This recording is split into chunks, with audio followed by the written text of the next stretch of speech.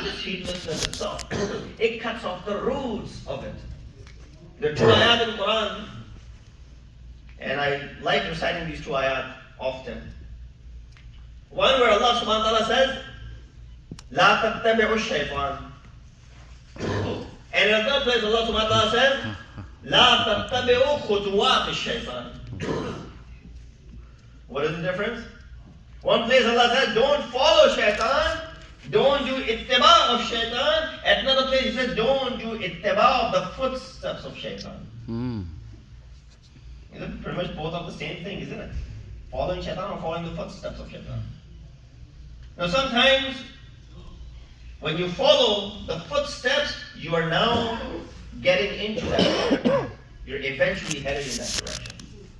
There's a difference. The second one is emphasizing even more. Kind of like what Hazrat Isa said to his followers. He said, Musa ﷺ told you, an la tazlu. Do not commit adultery. I am telling you, not even think about committing adultery. There's a difference. He just told you to stay away from the haram act. I'm telling you to stay away from even thinking about the haram act. Why? The moment the thought comes into your mind, gradually, eventually, you have let shaitan in and giving him access, and he'll take you to this direction. Or a better example, ulama akhlaq give, imagine a fresh paint in the room, and you build a fire or lit a fire in the room. Even if you don't burn down the walls, the ashes that are flying, what will they do? They'll stay in the wall. He said that's what the thought of committing this act will do, eventually lead you to that path as well. So therefore, Quran clearly forbids and prohibits us when it says, لَقَدْ كُنْتَ فِي غَفْلَةٍ مِّنْ هَذَا فَكَشَفْنَا عَنْكَ غِطَاءَكَ فَبَصَرُكَ الْيَوْمَ الْحَدِيدِ. This is too late though. This is way late. This is when Allah is saying that you are now present in Qiyamah, now you're seeing all of this. But it's too late at that time. لَقَدْ كُنْتَ, you were فِي غَفْلَةٍ about all of this. But now you're standing in front of Allah subhanahu wa ta'ala. There's no way for you to go ahead and get rid of this illness from yourself. Salawat bi Muhammad wa Allah salli ala Muhammad. So, life, zindagi, ba bandagi. Not zindagi, ba bardagi. Life with servitude. Life not in slavery to others. That's the life that you want to live. Life in servitude to Allah subhanahu wa ta'ala. When the life is in servitude to Allah subhanahu wa ta'ala, you will be able to refrain from this ghaflat that on and off knocks on her door. Amir al-Mu'mineen, when he was struck by the sword, one thing that he tried to instill in the hearts and the minds of his family members first and foremost. But Imam said this, it wasn't just for his children, this wasiyah.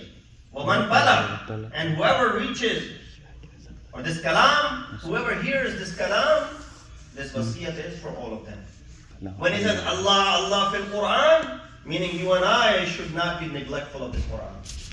When he says Allah, Allah fil aitam, we need to make sure the yatim in our communities, in our societies are not neglected. We need to take care of them.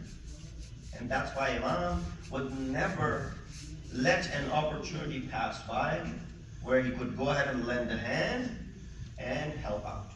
Last night I mentioned two of Imam's incidents in the time of Khalifa Awwal. Tonight I want to mention two of Imam's qadawat in the time of Khalifa Dukhum with your loud nare salawat. Allahumma salli ala Muhammad.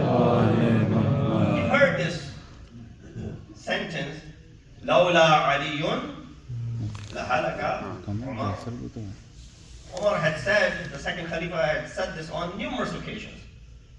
I found in this book where all of the qadaya of Imam Ali are mentioned, they're close to 35 places or more that he says, Lawla Aliyun lahalaka Umar. And this is not in our Manabe Ahadith, this is in Manabe Ahadith of both Shia and Sunni. He said, "Lawla Aliyun la halaka Umar." If it wasn't for Ali, Umar would have perished. Why? Because of lack of ilm and ghaflat, what I was about to do. So one of the incidents is that Ata Umar ibn al-Khattab bi-imra'atin hamil. That a lady was brought in front of Umar ibn al-Khattab who was hamil. You know, there's some words in Arabic, they have the masculine and they have the feminine. So you have the word sadiq, you add this ta marbuta at the end, becomes sadiqa. You have similar words where you add the ta at the end, it becomes the feminine. But there's some words which are exclusively for women, so you don't need the ta at the end. So ha'il is only going to be applied to women, so you don't need to say ha'ida, for example. Hamil is only going to be a woman, so you don't have to say, maybe someone will challenge me, well, I don't know, hamil now could be to both genders. Sallu ala Muhammad wa ala. Allah. Salli ala. So a lady was brought, she was hamil. Not hamila, hamil. In Arabic it's hamil, because it's only applied to the women. And she was accused of, adultery. And so Umar right away announced the punishment that she should be stoned. فرجمها برجمها فتلقاه علي. Amir al-Mu'mineen heard about this, he came, he said, فقال ما بالها به. What are you doing? فقالوا أمر عمر برجمها. Umar has announced or given the hukm to go ahead and stone her because of the action and the amal that she's done, because that's the punishment of an adulteress. فردها علي. Imam Ali returned her. He said, no, take her back. وقال هذا سلطانك على ما في بطنها. Do you have authority over that which is in her belly, in her womb? You might have authority to give punishment to her, but what about that child which is in the womb of this mother? وَلَعَلَّكَ انْتَهَرَتْهَا وَأَخْفَتَهَا. It is possible that you will take the life of that innocent child that is in the womb of the mother. قَالَ قَدْ كَانَ ذَلِكَ. قَالَ oh, ما سمعت رسول الله. I did not heard Rasulullah who said this. لا حد على مؤترف بعد بلاغ.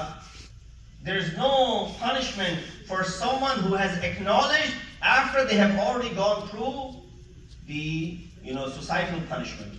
She has been said all of these things, she's going through a difficult time already. That is enough of a punishment. There's no had, especially when she is acknowledging the amal that she has performed. إنه من قيد أو حبس أو تحدد فلا إقرار له.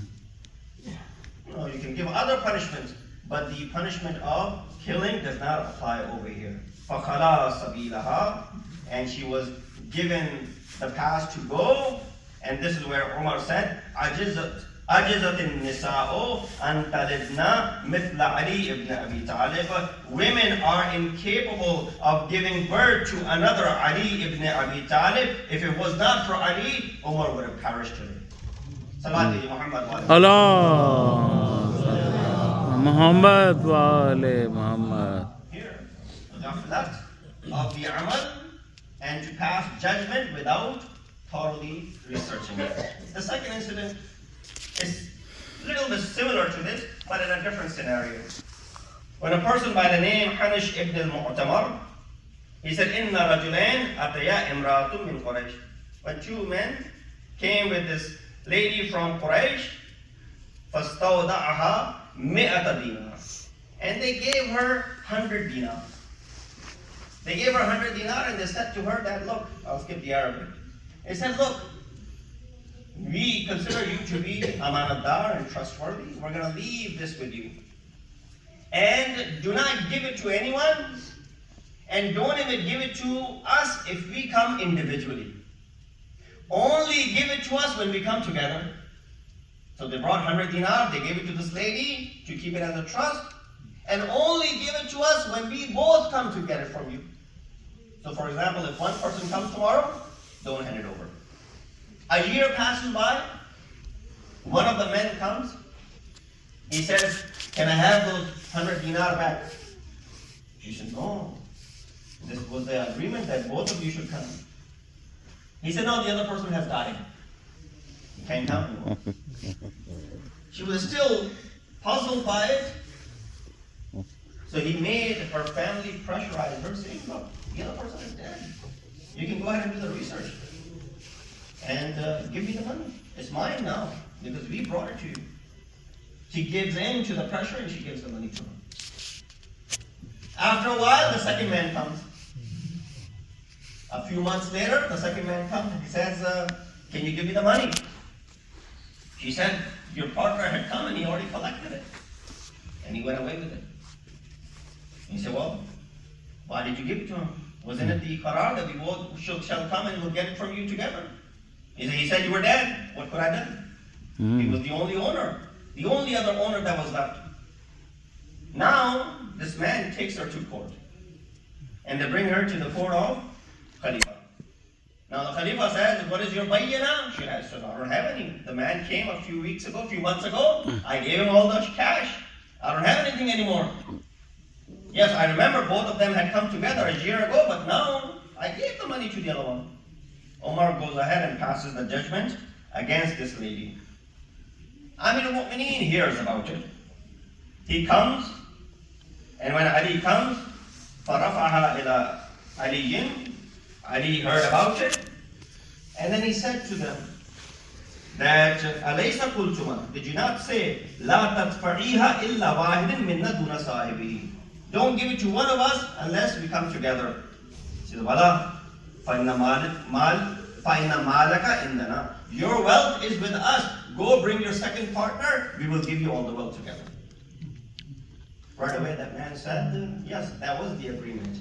That we're going to come and get it together. He said, well, go ahead and find your other partner. Bring him. We have the wealth right now. And we will give it to you once you come back with your partner.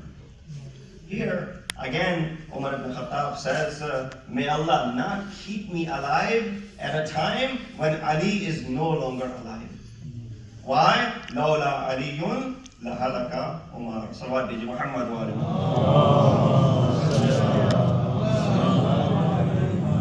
And there are many such qadaya of Amir al-Mu'mineen, how beautifully and subtly he resolved many of those issues that were troublesome at that time. Tonight, brothers and sisters, is the night when Imam is going through much pain.